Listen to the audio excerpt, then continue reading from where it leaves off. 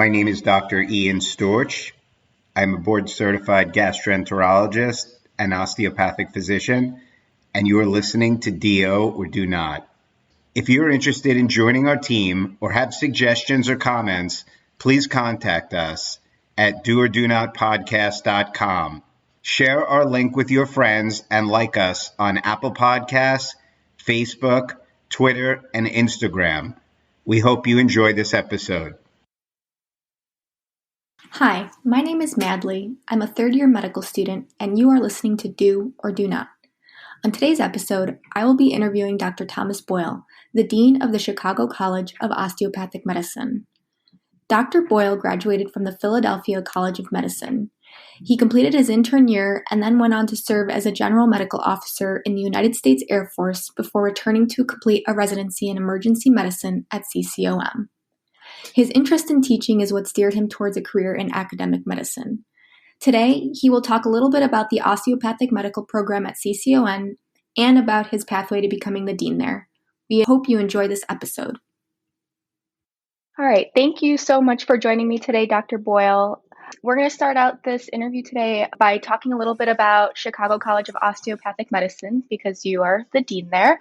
And my first question is, what do you think makes this osteopathic medical school different than allopathic school?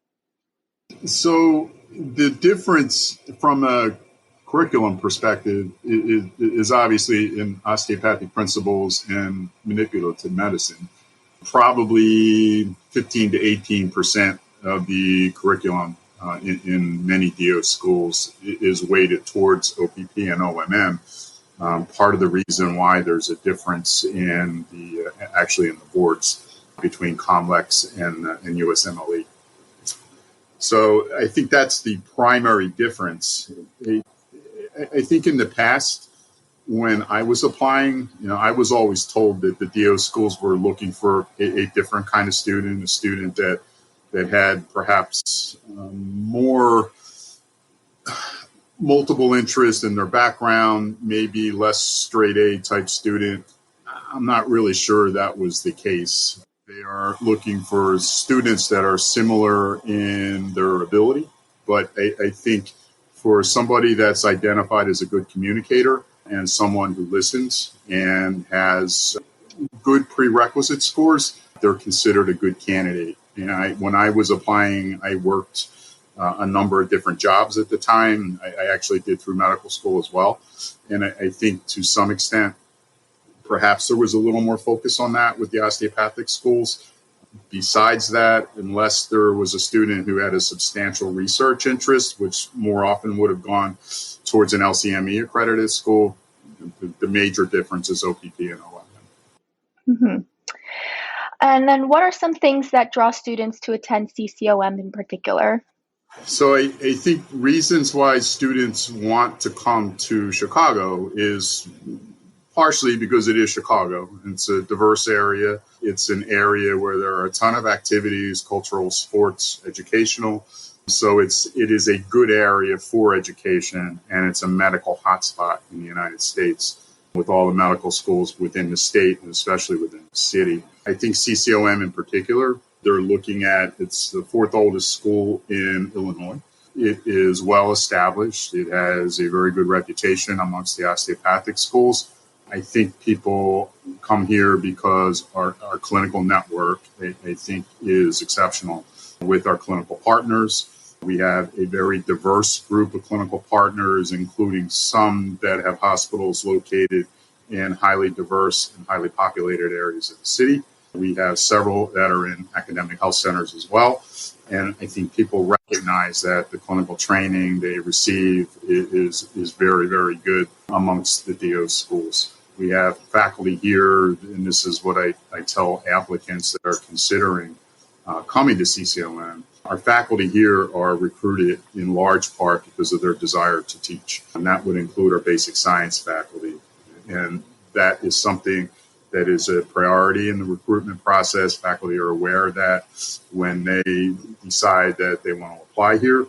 And faculty, because of their interest in teaching, actually makes our job in the dean's office much easier. I think among those two things, the fact that generally students perform very well on COMLEX when they're going through the boards, and very well in the match and placement in the match. So I think those combinations of areas where we tend to be successful drives the admission process here. Mm-hmm. And then what is the mission statement of the school? And of course, you don't have to memorize it word for word, but kind of just the general idea.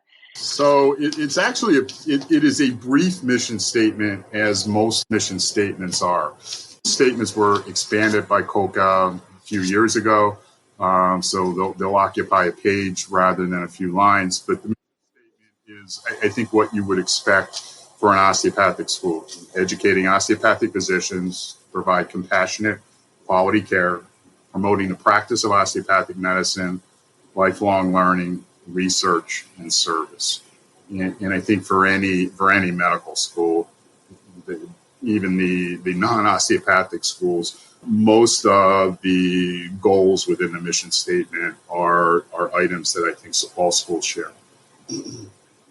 And you had mentioned earlier that CCOM, it's known for its reputation. Students tend to do very well on boards and things like that. But can you talk a little bit more about the demographics of the program? For example, class size, where do students come from, GPA and MCAT scores for people who are accepted into the program, things like that?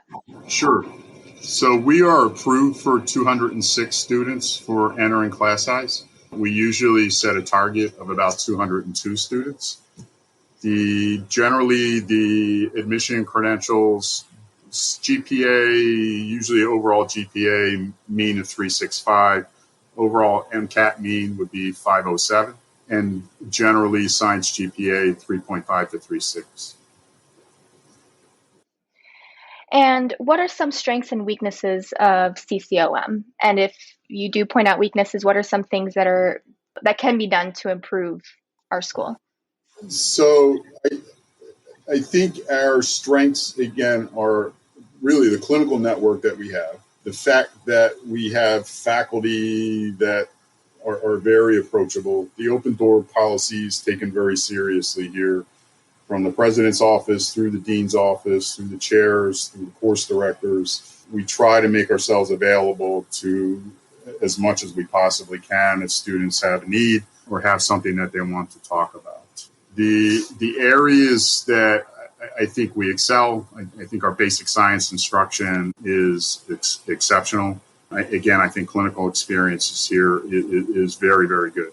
And moving into the third and fourth years, I'd match our clinical partner sites to any of the osteopathic schools.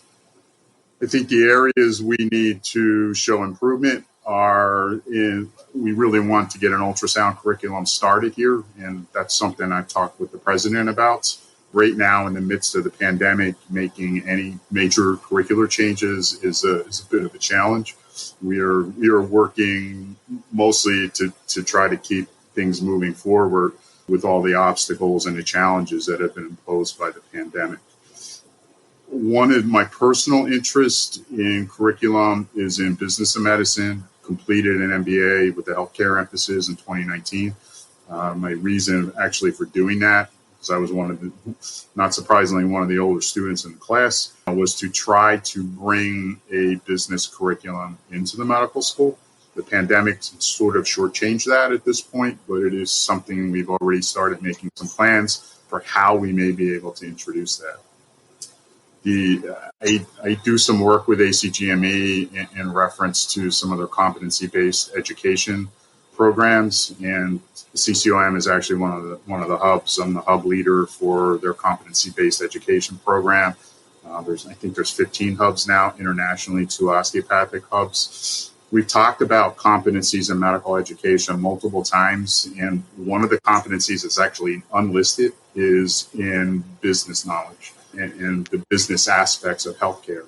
It is a massive part of what we do, and it is something that schools and GME programs have really struggled to try to figure out where can they fit that into the curriculum, because in my opinion, it's 40 to 50% of what you do once you start in practice. And I think in general, medicine can do a better job for those who are in medical education for how to introduce that aspect of what we do in medical practice into our curriculum. And we are working to try to figure out where to do that because there are some schools that have initiated this. Yeah, I think both the ultrasound and the kind of integrating business into medical school would be super helpful. Yep. How do CCOM students do in the match? I know that DO schools traditionally tend to do very well in primary care specialties, but can you talk a little bit more about any other specialties that students like to apply to? So you are correct. The primary care is the greatest emphasis, I think, for the osteopathic schools in general. So we have a large number of applicants moving into family medicine, internal medicine, into what my specialty was, which is emergency medicine. Some going into surgery, some going into anesthesia, a reasonable number going into PM&R and into pediatrics as well. Overall in the match, 2020 was the first year that there was no osteopathic match. So it was either into the ophthalmology match, San Francisco match, military match, or into the NRMP as the main match. Not only did we do well, but actually the profession as a whole did very well. Placement rates of 99%. We tend to match to the mean of what the LCME schools have done. And then when you go through the SOAP week, we place over 99%. Out of the last 7 years, I think we've had 5 years where we had 100% match rate and 2 years where we were over 99%, including the placement through SOAP. And students often ask about the ability as a DO to get into competitive specialties and any biases associated with DOs. What are your thoughts? So I think the cutting specialties, we still have a little ways to go. I think it's getting better. Personally, I saw the ACGME unification into the single GME system as a huge opportunity for us. I think it will eventually start to open the door more to those areas. We do have students that are able to match into those specialties. We are still working through AACOM and through AOA nationally to get the word out regarding our boards. The vast majority of programs still do accept COMLEX, even for the traditionally MD type programs that would look at an MD first. Things went so well with the ACGME not merger, but unification with AOA into the single GME system that I think it surprised everyone, both us and with some of our LCME colleagues as well.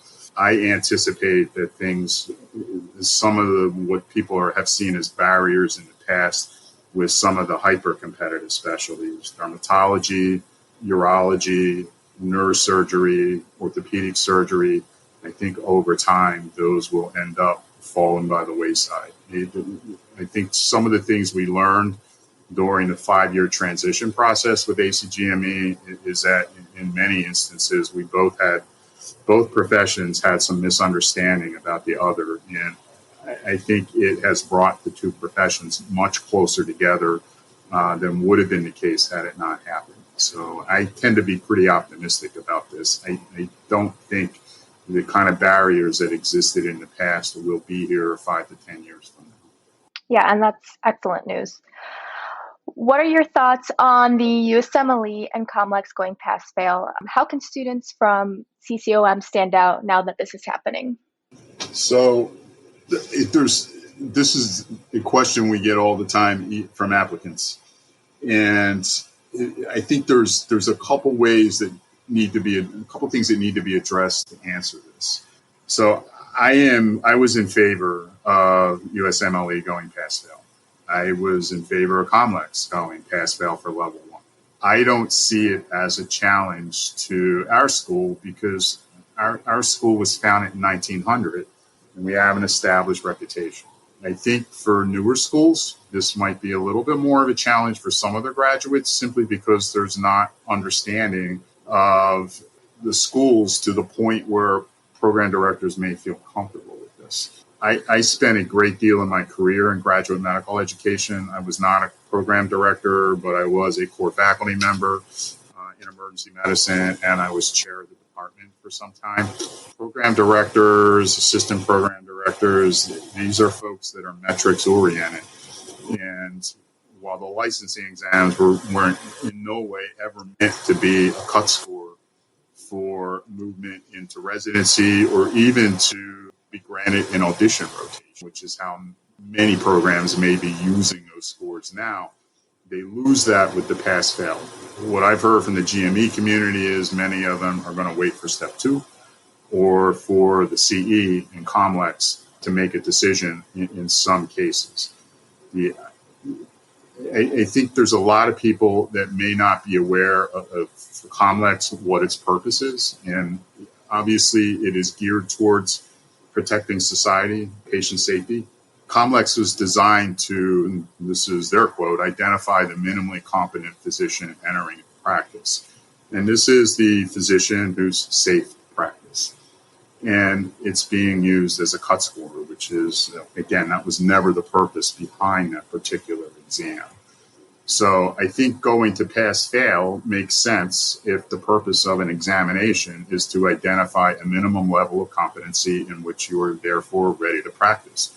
In that situation, does it make a difference whether the score is 75, 85, 95, if the purpose of the exam was only to identify minimal competency? So I find pass-fail in that situation, at least in my mind, to make sense.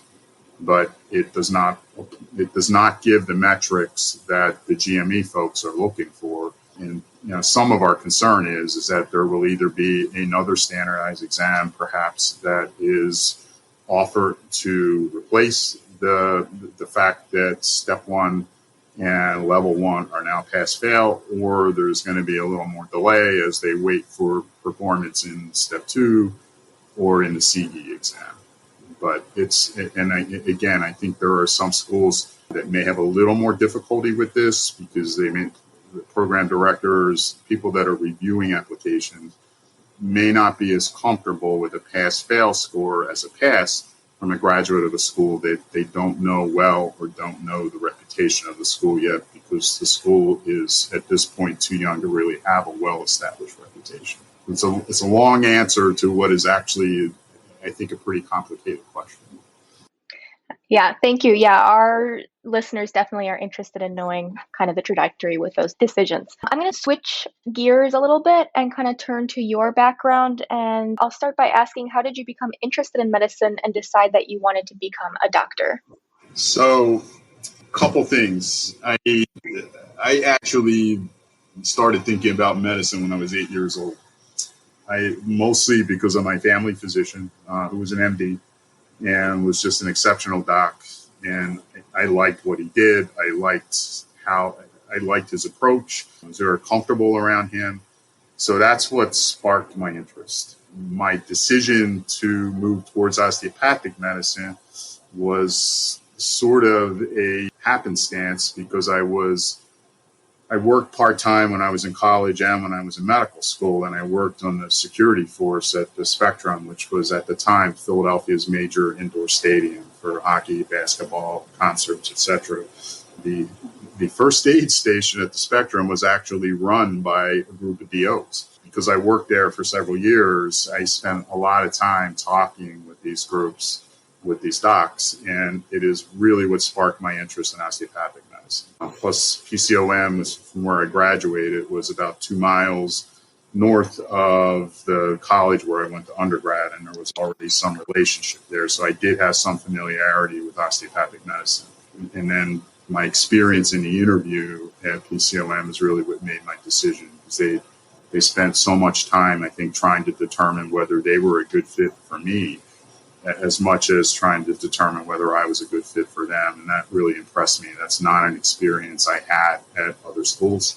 And that's what made my decision. And then kind of going along with that, how was your experience throughout your time at PCOM? Did you take part in any extracurriculars, meet any specific people that kind of propelled you towards a certain specialty or anything like that?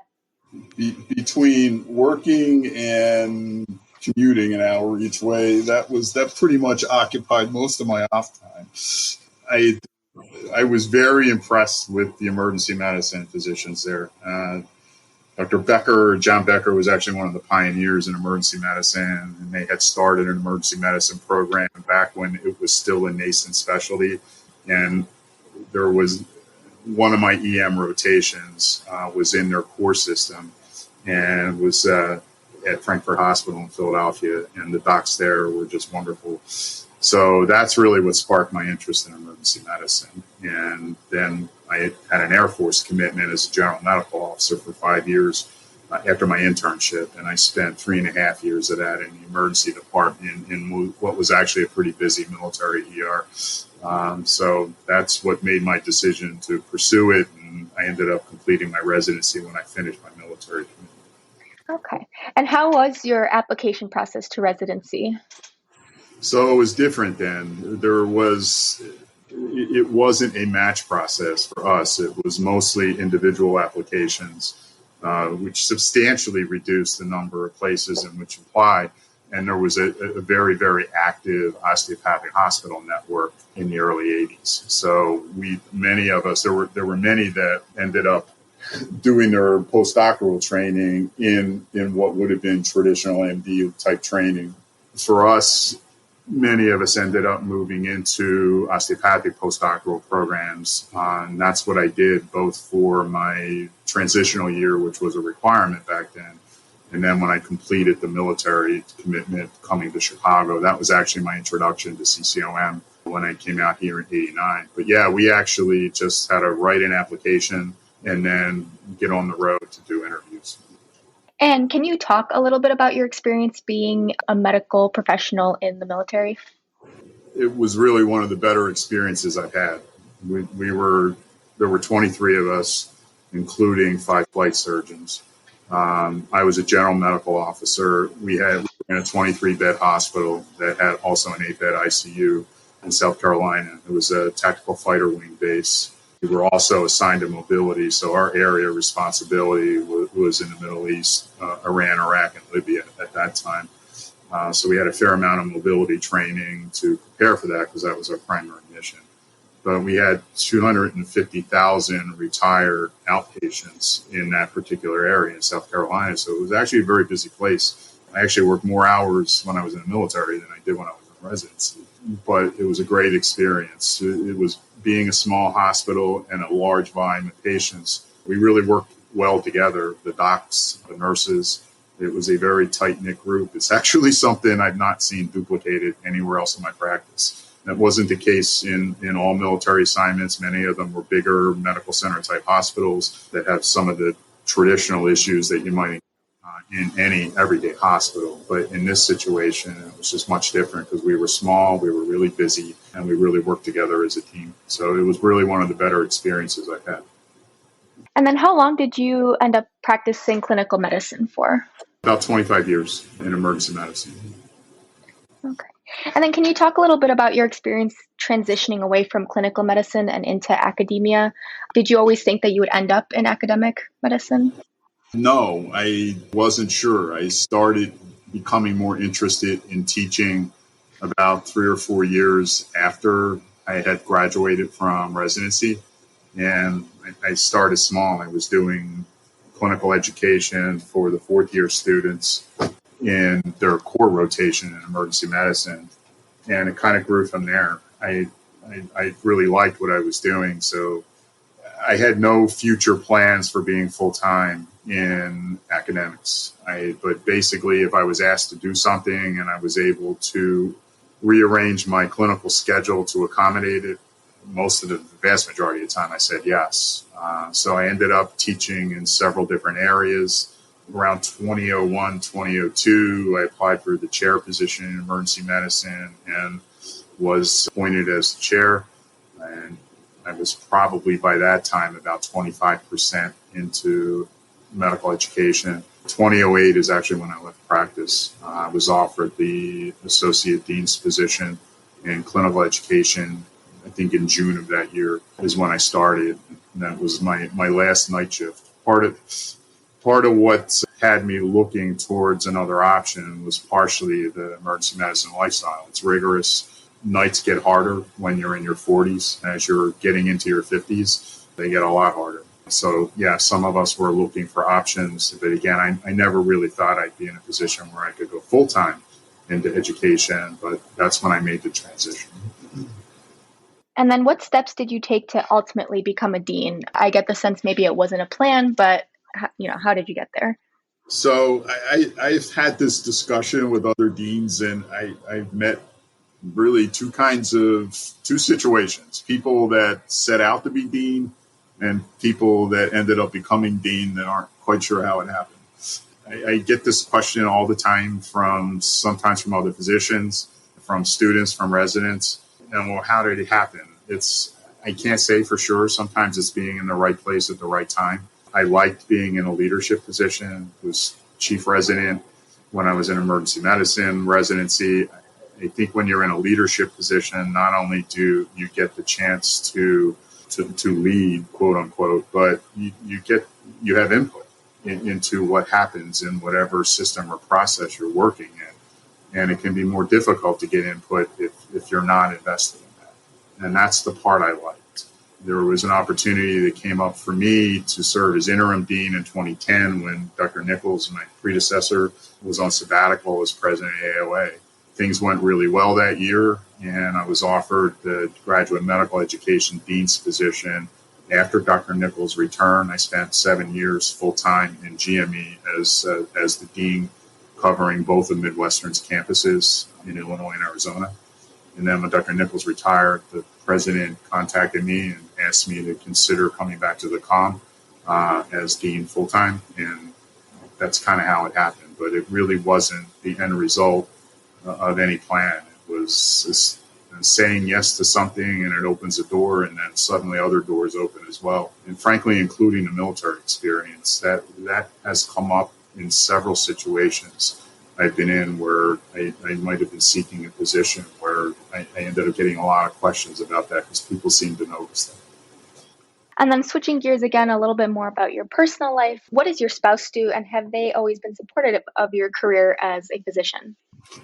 Yes. My wife was a nurse when we met when I was an intern. She was obviously with me when I was in South Carolina, and then when I moved out here, as things started to move forward with CCOM and starting to inch away from clinical practice, spent more time really on her career. She had left nursing. She homeschooled our kids for quite some time, and then was interested in completing her education. She was a diploma grad nurse, so she ended up, she's a musician, and she wanted to finish her training. So she ended up getting a baccalaureate degree in music, ended up going to Northwestern for a master's degree in literature because that was her other interest. And right now she is at Lewis University in an EDD program.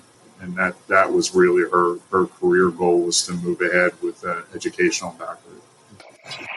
And this is kind of a fun question, but what is your superpower? Meaning, can you tell us one thing about you that has made you successful? Yeah, it was an interesting question. It's not easy to answer. There's two ways I can answer that. One is, I think I can say I have any talent. It's finding a way to get things done, which is a large part of what we do as dean. But to be honest, I think some of that comes from the career choice I made. Emergency medicine is something that requires you to think quickly, sometimes in very high pressure situations, and to try to think clearly while you're thinking quickly as to what you need to do. It's not uncommon for EM physicians as they move forward in their career that they end up in some kind of business leadership position. So I think part of what I learned in how to think clinically within that kind of environment transferred well over to doing what I'm doing now. And how do you obtain a work-life balance? What are your hobbies? So I'm still working on that. We just moved because we were in the west suburbs and we had made the decision. We've got a lot of pets.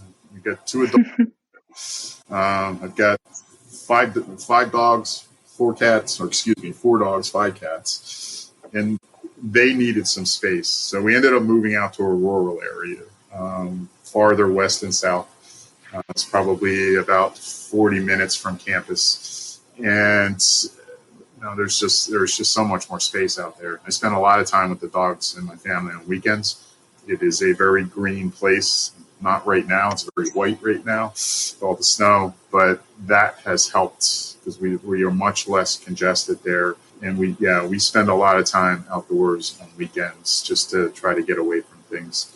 It's been even outside of clinical practice, trying to keep the medical school moving through the COVID situation for everyone, including the students, has been quite a challenge, much different than how it first started. So trying to find some downtime where you actually get to recharge your batteries, it right now to me is as important as it was when I was in clinical practice and rotating shifts. Yeah, that sounds like fun. I have a final question here for you. What was the best piece of advice you got throughout your education that you always think of and would pass on to other students? So there's a couple things. I was not the best student when I started out in grade 1 and grade 2. I was just brutal. And I had average grades, but I didn't like it. And I figured that's who you are going through the first 2 years. My third grade teacher kind of turned things around for me and had a talk with me that she thought I was capable of much more than what I was showing, and gave me some help. And suddenly I went from C's to A's, and I never looked back since then. So one of the take-home lessons from that is even when you think you can't, you can do it. It turned my life around. It's something that I try to pass that message on to people that are struggling, that take a step back, regroup, because you can do this.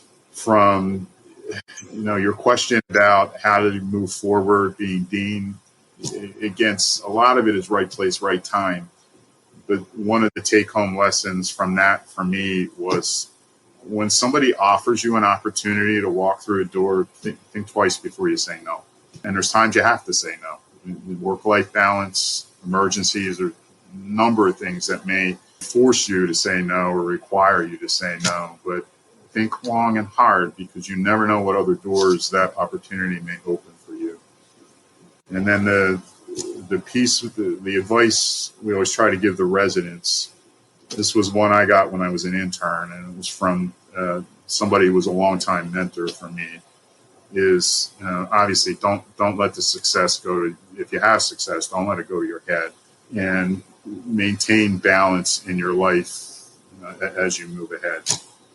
The big thing with the residents is really, this might sound unnecessary and redundant. It's know what you're getting into. I had a couple times in my last year of practice that I met with residents. One was a second year, one was a third year in emergency medicine, that they decided they really couldn't stand what they were doing. They didn't like working nights. They didn't like working weekends. They didn't like rotating shifts. And it was an expectation that they had never encountered, because as students, they weren't working like that on their rotation. So they really didn't fully understand what the lifestyle was like. And I think when you're making that choice of moving into a specialty, it's important to know what you're getting into. If you're choosing obstetrics, emergency medicine, trauma, any kind of critical care related specialty, you're going to be coming in a lot at off hours. When I left medicine, that Thanksgiving, when I left clinical medicine, that first Thanksgiving after I started full time here, that was the first Thanksgiving I had had off in 20 years.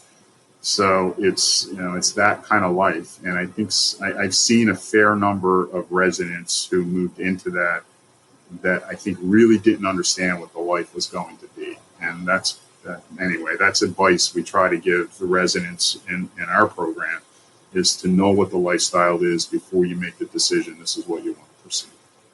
Yeah, those are good words to end off on. Well, thank you so much again, Dr. Boyle, for joining us today. This has been a pleasure. Thank you. Natalie, thanks for the offer. It was fun, and I hope this works out okay.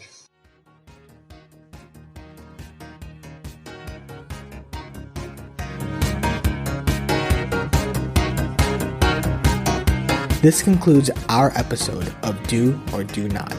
Send all inquiries, comments, suggestions, and even let us know if there's someone you want us to interview to doordonotpodcast@gmail.com.